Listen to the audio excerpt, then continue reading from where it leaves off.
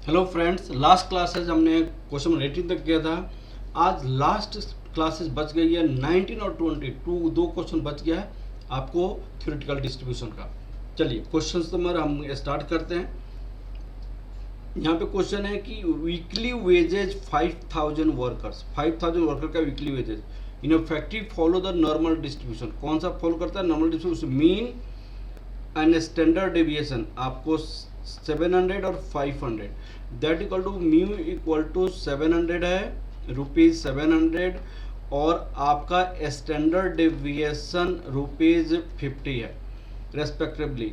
what is the expected number of workers wages between these and these? तो इसकी between की probability निकालेंगे और 5000 से मल्टीप्लाई करेंगे। एक्सपेक्टेड वैल्यू का मतलब होता है एन इंटू पी, प्रोबेबिलिटी से मल्टीप्लाई करते हैं। तो सबसे पहले हम जेड की वैल्यूज निकालते हैं। तो यहाँ पे आपके पास नॉर्मल डिस्ट्रीब्यूशन है, और ये आपका पास हो गया, और ये हो गया, और ये हो गया। अब देखिए ये मीन होता है, मीन आपकी 700 है, तो एक 720 है और एक 660 है। तो इसकी प्रोबेबिलिटी निकालनी है हमें। तो यहाँ पे z की वैल्यू निकालना पड़ेगा। यहाँ तो z की वैल्यू 0 होता है, यहाँ पे z की वैल्यू निकालना पड़ेगा। तो z इक्वल टू क्या होगा हमारे पास? z equal to xi minus mu upon standard deviation. तो xi हमारे पास क्या होगा? 660 माइनस 700 डिवाइडेड बाई 50। तो ये आपको 40 हो जाएगा। 660 ये आपकी 40 नेगेटिव हो जाएगा, ये 50, तो 0.80 नेगेटिव हो गया। तो यहाँ z की वैल्यू माइनस 0.80 हो जाएगा। यहाँ पे z की वैल्यू कितनी हो जाएगी? और z इक्वल टू जब हम 720 रखेंगे, 720 माइनस 700 डिवाइडेड बाई 50, तो that equal to 20 divided by 50, that equal to 0.40 हो जाएगा। तो यहाँ पे z की वैल्यू 0.40, तो ये प्रोबेबिलिटी निकालनी है हमें। तो प्रोबेबिलिटी आपका क्या होगा?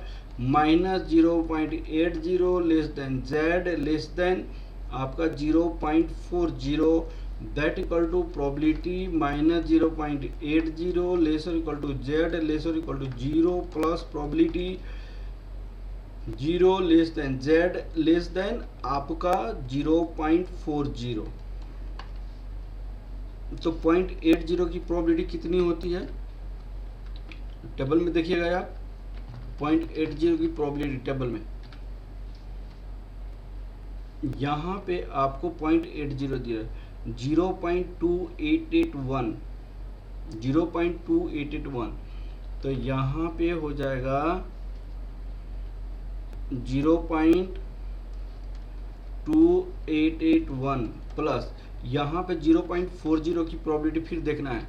0.40 की प्रोबेबिलिटी हमारे पास कितना आ जाएगा? 0.4, यहाँ पे 0.1554, तो यहाँ पे हम लिखेंगे आपको प्लस 0.1554, तो दोनों को ऐड करेंगे तो कितना हो जाएगा आपको? 0.2881 प्लस 0.1554, 0.4435। एक्सपेक्टेड वैल्यू कितना हो जाएगा? 0.4435 इंटू 5000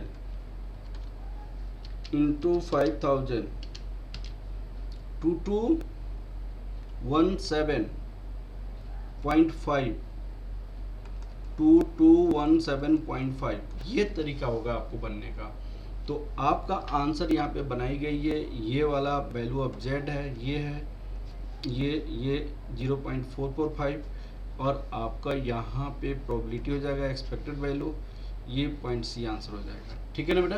तो इस तरह ये क्वेश्चन कंप्लीट हो गया। नेक्स्ट क्वेश्चन में देखिएगा, 20 नंबर क्वेश्चन लास्ट क्वेश्चन है, इंपॉर्टेंट क्वेश्चन है। देखिए यहाँ पे 50% of the certain product weight is 60 kg और मोर। यहां पे इस बात को समझिए, नॉर्मल डिस्ट्रीब्यूशन जो होता है सिमेट्रिक होता है। सिमेट्रिक में आपको यहां पे आपको मीन होता है, मीन से इस साइड आपका एरिया 50% होता है, अब मीन से इस साइड एरिया आपका 50% होता है, 50% होता है। बात को समझिए। तो उन्होंने कहा कि 50% of the certain product of the weight 60 kg, तो इसका मतलब मीन आपको 60 kg है। whereas 10% of the weights less 50 kg और लेस, तो इसका मतलब ये 60 kg है तो 55 kg आपका यहाँ पे होगा, 55 kg x इक्वल टू 55 यहाँ पे होगा। और ये जो एरिया है, ये जो एरिया है, ये एरिया जो है, ये एरिया जो है, ये एरिया उन्होंने कहा 10%, ये एरिया उन्होंने कहा 10%, उन्होंने कहा कि 10% of the area have the 55 kg। तो क्यों मैंने 60 यहाँ, तो लेफ्ट में कम होगा 5, 55 होगा। On the assumption that normally what is the variance, variance निकालनी है, तो गिवन दैट दिस, तो ये जो होता है ये 90%, ये क्या हो गया 90% एरिया, 90% एरिया। तो इसका मतलब 90% एरिया कब होगा, जब ये सिमेट्रिक होता है। सिमेट्रिक मतलब right hand side left hand side area same होता है। तो ये आपको मान लो कि ये 5 कम है, ये 60 माइनस 5 दैट इक्वल टू 55, तो यहाँ पे क्या होगा x equal to 60 plus 5 that equal to 65 यहाँ पे। तो ये सारी एरिया भी आपका कितना हो जाएगा, ये सारी एरिया भी 10% होगा, ये सारा एरिया 10%। ये सारी एरिया के बाद ये सारा एरिया, ये सारा एरिया, इधर वाला सारा एरिया आपका 90% होगा, यहाँ पे 90% होगा। ये probability of x less than 65 less और इक्वल टू 55, 90% एरिया होगा, 90% एरिया होगा। क्योंकि 55 से लेस अगर 10% है तो 60 से 5 ऐड करेंगे तो 65 होगा। 65 से ज़्यादा एरिया कितना होगा 10% होगा। तो 65 से कम कितना होगा 90% होगा। तो प्रोबेबिलिटी Z, यहाँ पे Z आपका कितना होगा, Z की value 65 minus 60 divided by standard deviation that equal to 0.90, 90% area होगा। और ये कौन सी केसेज में, ये कंटिन्यूअस नॉर्मल कर्व टेबल में, कंटिन्यूअस नॉर्मल कर्व टेबल। अब क्वेश्चन है कि यहाँ पे 90% ही क्यों हम देख रहे हैं, क्या लॉजिक है 90% देखने का। क्योंकि यहाँ पे इसका Z की वैल्यू जब 1.28 है तो उसकी एरिया कितनी है, एरिया आपको 90% रिप्रेजेंट कर रहा है, 90% एरिया रिप्रेजेंट कर रहा है। ठीक है ना। तो हमें इस क्वेश्चन को सॉल्व कैसे करना पड़ेगा, for 90% area from minus infinity to x equal to 65, since 55% area is less than 10%, less than 10%। तो less than 10% है तो मीन आपका कितनी है, इसमें मीन आपका 60 है। तो मीन आपको 60 है तो आपका, तो मीन में 50 है तो मीन 60 है तो इसमें 5 ऐड करेंगे। इसमें अगर 60 में 5 लेस किया तो 55 लेस देन, इसमें 5 ऐड करेंगे तो 65। तो इसमें भी अगर मान लीजिए Z x equal to 65%, then ये less than probability x greater than 65%, तो ये 10% एरिया हो जाएगा। तो फॉर 90% क्या होगा, 90% for 90% probability x must be less और equal to, must be less और इक्वल टू आपको कितना होगा, 65 होगा, 65 होना चाहिए ये बात। अब इसकी सॉल्यूशन आपको देखना पड़ेगा कंटिन्यूअस नॉर्मल कर्व टेबल में। यहां पे हम देखिए आपको क्या करते हैं, ये आपको मैंने समझाया था 55 क्यों आया, ये आपको क्यों आया, ये आपको 65 क्यों है, ये 10% है। तो क्रॉस वाले सारे जितने भी है वो 90% एरिया को कवर करता है, ऐसे ऐसे जितने भी है वो 10% एरिया को कवर करता है।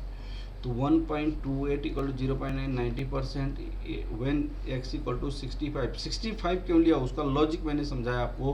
तो ये हो जाएगा, ये हो जाएगा प्रोबेबिलिटी z लेस और इक्वल टू 65 दैट 5, तो ये 0.9 दैट इक्वल टू दिस, ये इक्वल टू, हम ये दोनों इक्वल होता है, ये आपको बुक में रिप्रेजेंट करता है, इसका मतलब ही यही होगा प्रोबेबिलिटी 1.20 1.20 ये 28 है, सॉरी यहाँ पे 1.28 है, 28 है, तो यहाँ पे 28 होनी चाहिए।